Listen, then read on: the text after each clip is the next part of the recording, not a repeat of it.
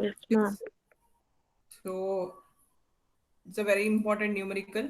So wherein we are supposed to determine the slope and deflection for a cantilever beam using virtual force method, or virtual force method is also called as unit load method. So virtual force method is also called as unit force method. So here we have a numerical in order to determine slope and deflection for a cantilever beam using the virtual force, or it is also called as unit load method. So this is a numerical which is given. So here we are supposed to determine the slope and deflection at point A of a cantilever beam AB with length is equal to L, and it is having the constant value of flexural rigidity. So flexural rigidity is nothing but the product of EI, Young's modulus, and moment of inertia. The product of both gives the value of flexural rigidity. So here they have given a cantilever beam wherein A is a free end, B is a fixed end, and load of magnitude equal to P, which is concentrated in nature, is applied exactly at the free end. So here the length, overall length of the beam is considered to be as L. So here we are supposed to determine what is the slope and deflection at point A, that is at the free end. So now the first step in the previous lecture, as I said, that we are going to determine the moment due to the applied load as well as the moment due to the unit load. So unit load has to be placed wherein at the point where we are supposed to find out the slope and deflection. So in this problem, or in this numerical, they have asked to find out the slope at the free end or at the point A. So therefore, exactly on that point, I'm going to place the unit load. In place of P, I'm going to place it as 1 kilonewton. Okay. So is this clear? Is this step is clear, all of you? Yes. Shall I Yes, proceed? ma'am. Yes, ma'am. Okay, okay. So now I know that from the step-by-step procedure. So first step is that we are going to find out what is the amount of load which is applied. What is the amount of load which is applied due to the real force. So here I have applied the vertical unit load at point A, and also here you just observe here the second sketch. So I have considered a load at any point. Consider any point x which is at the distance of x from point A. So here I have considered the overall thing as x. So overall point as x, any point. I just consider any point. So at this level, capital X represents the overall distance. Okay. So on this overall distance, I just consider some point wherein that point is exactly at the distance of x, small x, which is from that of A. Okay. So here I need to find out what is the amount of load, or sorry, what is the amount of moment due to the application of P at the distance of x. So therefore P into x, P multiplied by the value of x represents the moment due to the real force at the x distance. So since it is in the anti-clockwise direction, so as per our sign convention, bending moment, if we are traveling from left hand side to right hand side, clockwise moments is considered to be as positive, and anti-clockwise moments are considered to be as negative. So therefore, MP is equal to minus P into X. Why it is minus? Because it is going in the anti-clockwise direction. Force is P value, X is a distance. At some point we have considered. So X is a distance. So P into X, which is in the negative convention. So because it is in the anti-clockwise direction. So similarly, I need to consider what is the moment due to the applied load, I mean, you applied unit load at the distance x, at the distance x. So therefore, it will be equal to 1 into x, 1 into x in the negative convention. So therefore, it is 1 into x. So we know that vertical deflection at point A is given by, the vertical deflection at point A is given by delta AV, delta AV.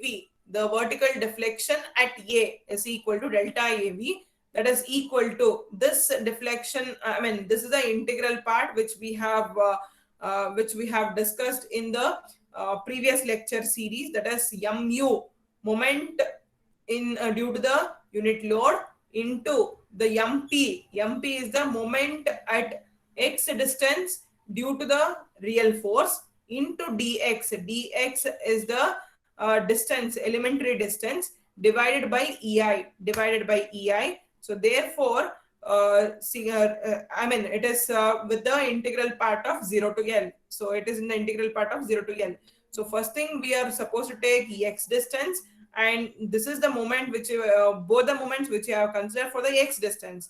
So if we want for the overall structure, so we are supposed to integrate that between 0 to L, because it is between the 0th value and the overall length. So the limits will be between 0 to L. So you just substitute the values of the moments which you have got. So mu is minus 1 into x, that is equal to minus x, and then p into x with a negative convention which you have got here, that is minus p into x, into dx divided by ei. So therefore, if you just take the integration here, if you just integrate that, you will get the value as pl cube divided by 3ei. Pl cube divided by 3ei. Is it clear, or shall I, or do you want me to repeat it once again? Repeat it once again, ma'am. So here, basically, I have considered a cantilever beam. So wherein in this cantilever beam, they have given the load of P it is acting. So you are supposed to find out what is the slope and deflection at point A due to the action of point load P as well as the unit load. So here I have considered the unit load at the point wherein the deflection has to be calculated. So in the question at point A, they have mentioned to calculate the slope and deflection. So therefore, I have taken the unit load exactly at point A itself. So I also considered a point, some point I have considered. So for this point, first I need to find out what is the moment due to P and due to 1. So that point here, somewhere here, which is at the distance of small x from that of A. Okay, so for this, I need to find out what is the moment first. So after determining the moment due to load P and load 1, that moment I need to integrate for the overall structure by the limits 0 to L. So therefore, the first load moment due to the applied load is P. So therefore, MP will be equal to P into the distance will be equal to X. So P into X, which is acting in the anti-clockwise direction. Since our convention is left hand side, bending moment is considered to be as negative as in case of anti-clockwise direction. So it is taken to be as minus P into X. So coming on to the next thing is that moment due to the unit load. So at the distance of X. So moment due to the unit load is 1 Newton or 1 kilonewton into the perpendicular distance is X. So it is acting again in the anti-clockwise direction. Hence it is minus 1 into X. Minus 1 into X. So again, if I want to find out the vertical deflection at point A, so it is given by the integration of mu mp dx divided by ei. So this is the integration which we have derived in the previous slide or previous lecture series. So here we have defined or derived the what is the value of the moments for the distance x. So if I want to find out what is the value of the moment at the overall distance x, for the overall distance, sorry, for the overall distance L, for the overall distance L, then we need to integrate the same moment values between the limits 0 to L.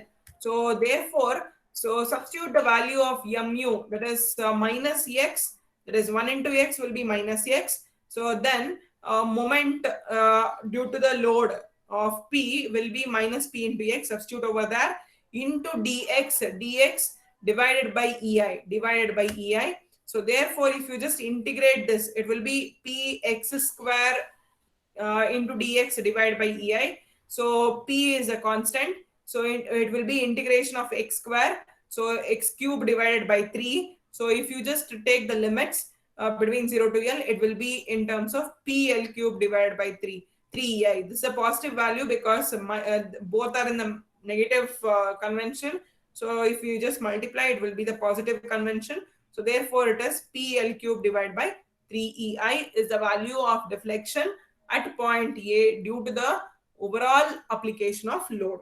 Is it clear, all of you? Yes, So ma'am. if you want, you can just compare the value that is PL cube divided by 3 EI by using the moment area method.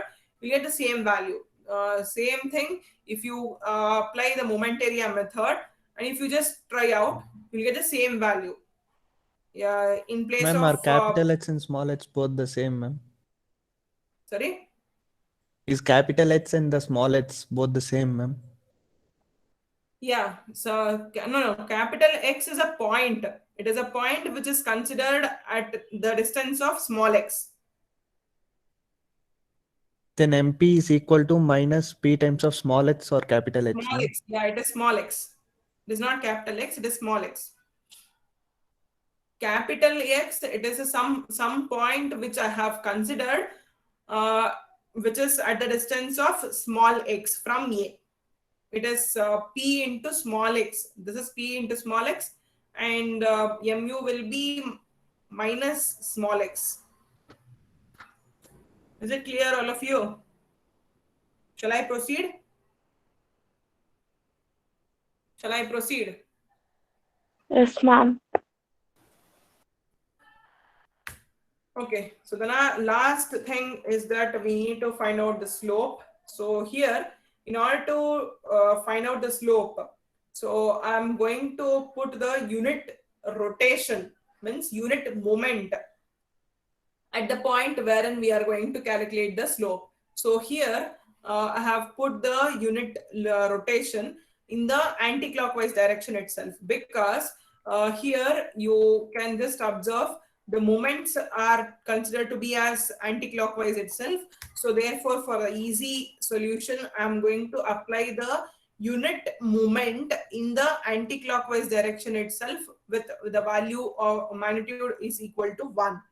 Okay, so here I just apply the unit couple at A of the beam, and also I have considered the point X, which is at the distance of X from point A. I've considered a point X, capital X, which is at the distance of small x from that of A here. So here again, you just make this as small x itself. So here again, MP, that is the moment due to the applied load, that is the real load, will be equal to minus P into X. This remains as the same, P into small x. Okay, so since it is an anti-clockwise direction, it is considered to be as minus P into small x. So apart from this, now the second thing is that unit load will be in terms of unit rotation. Unit rotation. So it is -1. Why it is -1? Because it is in the anti-clockwise direction. Hence it is -1.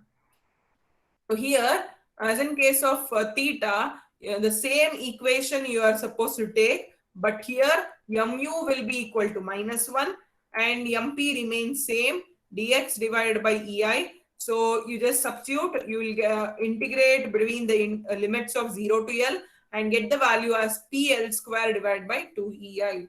So as in case of deflection, you are supposed to take it as a load. So here unit load. But as in case of the slope, you are going to take it as a unit rotation or the unit moment. Is it clear, all of you? Yes, ma'am. But as in case of the MP value, MP is the moment due to the real load. That remains same for both the cases. Is it clear, all of you? So if you want, you can go back to the moment area method and you can check the values for the same questionnaire. You'll get the same theta and delta values. Is it clear, all of you? Shall I proceed? Ma'am, why MP will not change, ma'am? MP will not change. Why? Because the value of P will be same throughout. Here, since P is the value wherein you are going to apply the load. Suppose if P is equal to 5 kilonewton load, you are going to apply on the beam. So if the 5 kilonewton is constant, your first and foremost motto of yours is that you are going to find out the deflection due to the applied load of 5 kilonewton. Correct? So if at all, if that load is itself changed, means what is the point of finding the deflection and slope? Correct? Yes. Yes, ma'am. Did you get that point? So instead of 5 kilonewton, you just taken it as P, like that. Your final motto is what is the deflection due to the load of P. That's it. Is it clear, all of you? Yes. Yes, ma'am. Any confusions or any doubts over here? Ma'am, No, but in ma'am. slope, ma'am, for MU we'll take unit distance, ma'am, so that it becomes -1. Sorry. How it is -1? Okay. So here, as in case of slope, as I said, you are going to take unit moment. Moment itself you are going to consider. So your moment here is nothing but you are going to consider it as an anti-clockwise direction. Why you are going to consider it as anti-clockwise rotation? Because see here, you got the value of MP as minus P into X, which is in the anti-clockwise direction. So therefore, you need to consider the unit value of the moment as in the same direction which you have considered or which you have got for the real load. It is the direct moment itself you are going to assume here, unit moment. It is not the load here. But as in case of deflection, you are going to assume the load. Here, as in case of slope, you are going to assume the direct external moment of unit magnitude. Is it clear, all of you? So therefore, the value will be taken to be as -1 itself. The value will be equal to its magnitude with its respective rotation. Okay.